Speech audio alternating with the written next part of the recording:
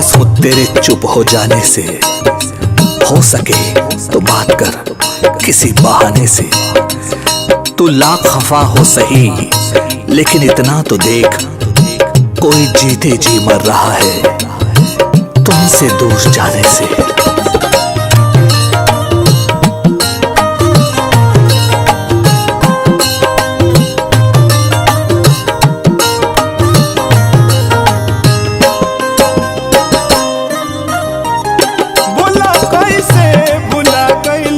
कसम वादा के ये जान बड़ी खुश बारूनू तू हमसे दागा के ये जान।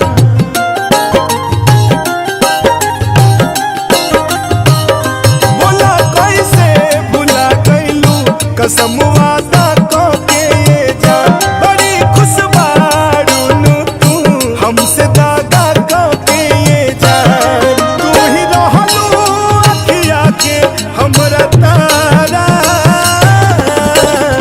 अभी तो के याद करके जा रो देला दिलवा बेचारा।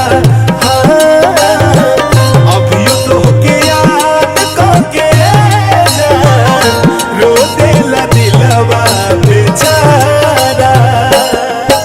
बहुत गहरी थी रात लेकिन हम सोए नहीं। दर्द भी बहुत था दिल में लेकिन हम रोए नहीं। कोई नहीं हमारा जो पूछे हमसे भी, जाग रहे हो किसी के लिए या फिर किसी के लिए सोए नहीं।